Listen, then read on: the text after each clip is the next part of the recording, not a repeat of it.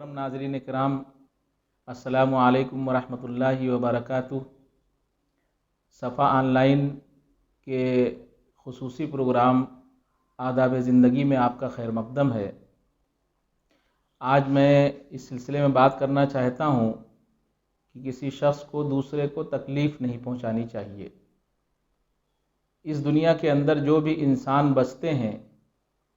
وہ ایک دوسرے کے بھائی ہیں، ایک دوسرے کے ساتھ اٹھنے بیٹھنے والے، ایک دوسرے کے پڑوس میں رہنے والے ہیں۔ اس لیے ہم کو آپس کے معاملات میں اس چیز کا خیال کرنا چاہیے کہ ہماری ذات سے کسی کو تکلیف نہ پہنچے۔ اللہ تعالیٰ نے کسی مسلمان اور کسی انسان کو تکلیف پہنچانا، کسی کی دل آزاری کرنا، اس کو سخت ناپسند کیا ہے، اور مختلف آیات میں اللہ تعالیٰ نے اس سے روکا ہے کہ کوئی کسی کو تکلیف نہ پہنچائے۔ ایک چھوٹی سی آیت ہے سورہ بقرہ کی، جس میں یہ ہے کہ قول معروف و مغفرۃ خیر من صدقۃ یتبعها اذی واللہ غنی حلیم۔ اس میں یہ بات کہی گئی ہے کہ کسی سے بھلی بات کرنا، کسی کو نظر انداز کرنا، یہ اس صدقے سے بہتر ہے جس میں دل آزاری ہو، اور اللہ تعالی غنی ہے، بردبار ہے۔ یہ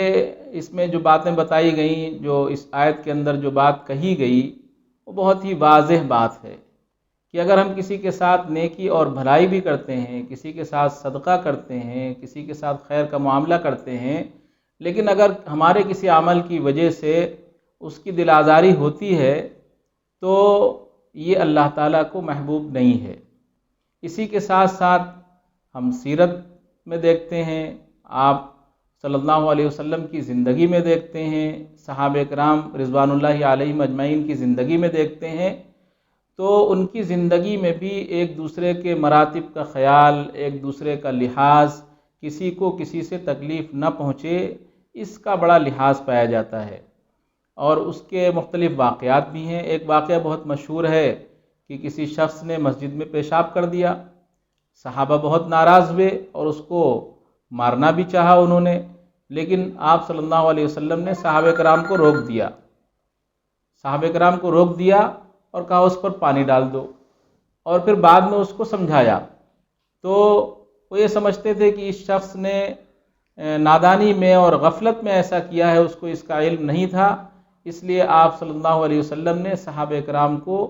روک دیا، اس کو تنبیہ کرنے سے، اس کو زجر کرنے سے، یہ ایک شخص کی دل آزاری نہ ہو اس کا خیال کرتے ہوئے۔ اسی طرح ایک حدیث ہے،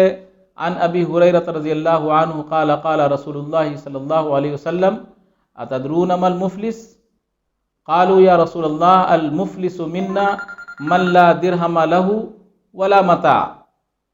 یہ حدیث ہے جس کو حضرت ابو ہریرہ رضی اللہ تعالیٰ عنہ نے روایت کیا ہے کہ آپ صلی اللہ علیہ وسلم نے صحابہ کرام سے پوچھا کہ کیا آپ کو پتہ ہے کہ مفلس کون ہوتا ہے؟ صحابہ کرام سادہ مزاج تھے، صحابہ کرام نے اپنے اعتبار سے جواب دیا کہ اللہ کے رسول، ہم میں مفلس وہ ہے جس کے پاس مال و متاع نہ ہو، جس کے پاس اسباب نہ ہو۔ آپ نے فرمایا کہ ان المفلس فی امتی من یأتی یوم القیامت،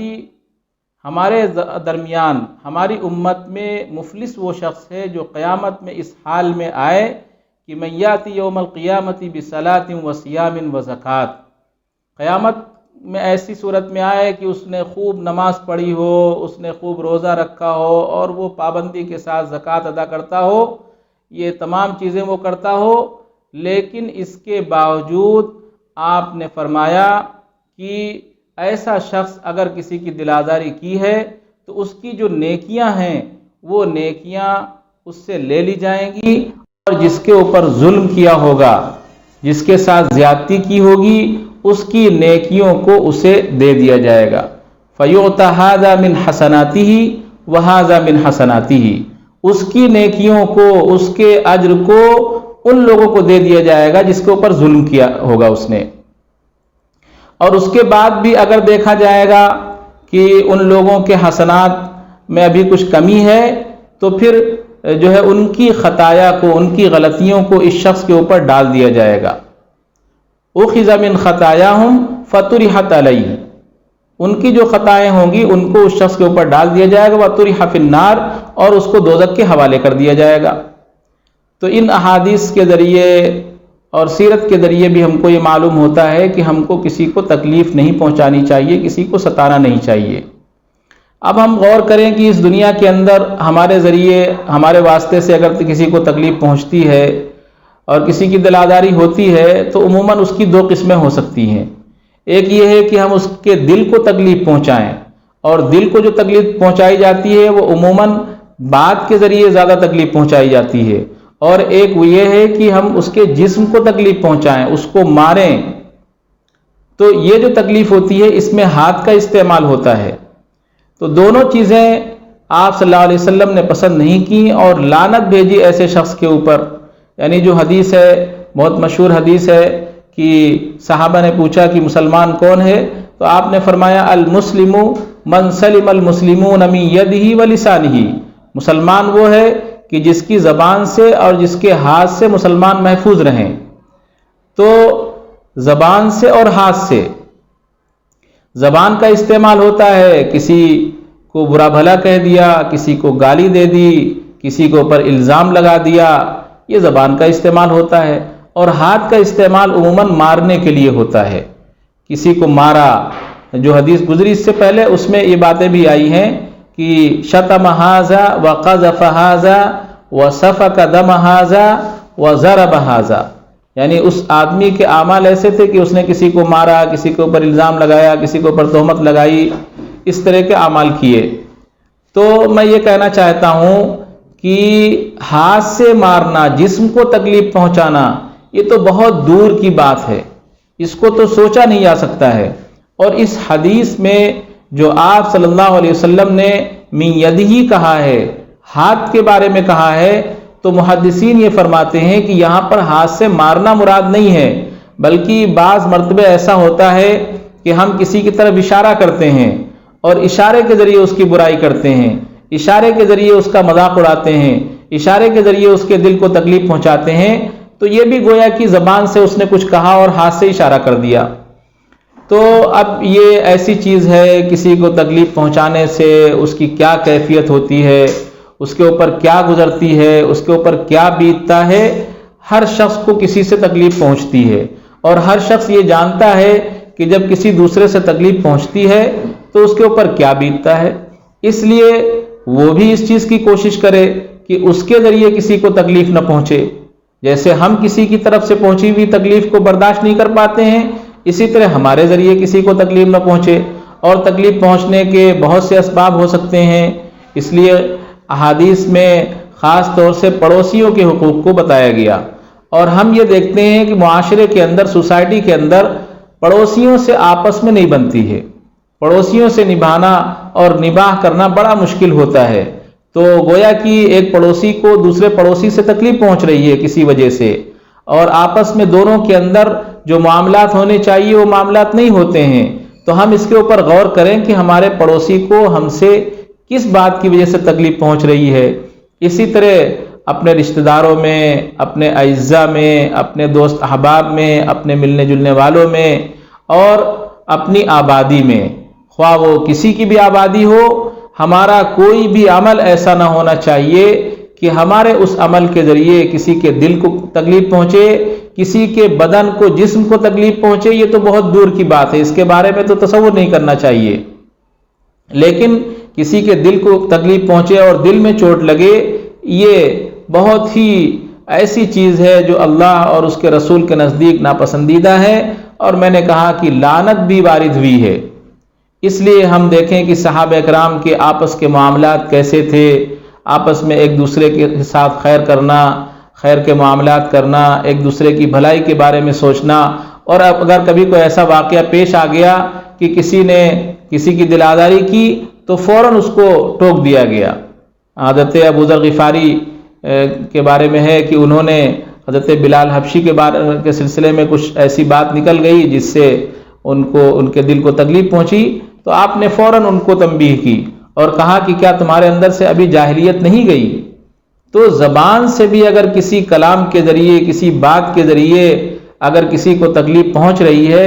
یہ بھی بہت ہی گھٹیا بات ہے، چہ جائے کہ آپ کسی کو گالی دیں،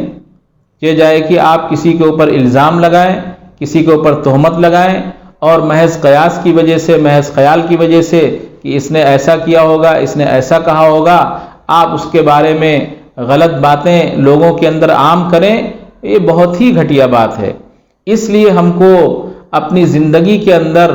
اس سلسلے میں غور کرنا چاہیے کہ ہمارے کسی عمل سے کسی کو تکلیف نہ پہنچے، ہمارا ہر عمل لوگوں کو فائدہ پہنچانے والا ہو، لوگوں کو فیض پہنچانے والا ہو، لوگوں کے دلوں کو خوش کرنے والا ہو۔ یہاں تک کہ یہ کہا گیا کہ ایک مومن جب کسی دوسرے مومن سے ملے تو خندہ پیشانی سے ملے، خوشی سے ملے، اخلاق سے ملے، اور عزت کے ساتھ اور اکرام کے ساتھ ملے، اور خود کے اندر عاجزی اور انکساری کا اظہار کرے، یہ ایک مومن کی شان ہے اور ایک مومن کی پہچان ہے۔ اس لیے ہم جب کسی سے ملاقات کریں تو حشاش بشاش ہو کر کے ملاقات کریں،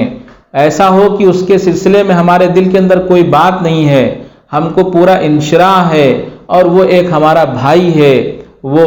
ہمارے ساتھ اٹھنے بیٹھنے والا ہے، اس کو کسی قسم کی کوئی تکلیف نہیں پہنچنی چاہیے۔ اب ہم جس میدان میں بھی ہیں، اگر ہم کسی ادارے میں تدریس کے میدان میں ہیں، ہم کسی تجارت کے میدان میں ہیں، ہم کسی شعبے میں کام کر رہے ہیں، بہت سے لوگوں کے ساتھ اٹھنا بیٹھنا ہوتا ہے، اور بہت سے لوگوں کے ساتھ معاملات پیش آتے ہیں۔ ایسا بھی ہو سکتا ہے کہ ہمارے کسی عمل سے ان کو کوئی تکلیف پہنچ جائے اور ہم اس چیز کو محسوس کریں، تو اس کا بہترین طریقہ یہ ہے کہ اس سے معذرت کر لی جائے، اس سے معافی چاہی جائے۔ اور اس میں انسان کا بڑاپن ہے کہ اگر کسی کو آپ کی وجہ سے تکلیف پہنچی ہے، آپ کے کسی عمل سے، آپ کی کسی بات سے، آپ کی کسی ادا سے، آپ کی کسی انداز سے کسی کو تکلیف پہنچی ہے، تو آپ اس سے معذرت کر لیں، آپ اس سے معافی چاہ لیں۔ اللہ تعالیٰ کے یہاں بھی آپ محبوب ہوں گے، اور اس کے دل کے اندر بھی آپ کے لیے بڑی وسعت پیدا ہوگی، بڑی کشادگی پیدا ہوگی، اور اس کے دل کو خوشی ہوگی کہ آپ سے ایک کوتاہی ہو گئی، ایک لغزش ہو گئی، لیکن آپ کو اس کا احساس ہوا اور آپ نے بروقت اس کا علاج کیا، بروقت اس کا تدارک کیا۔ اللہ تعالی ہم سب کو اس سلسلے میں عمل کرنے کی توفیق عطا فرمائے۔ وما علینا الا البلاغ۔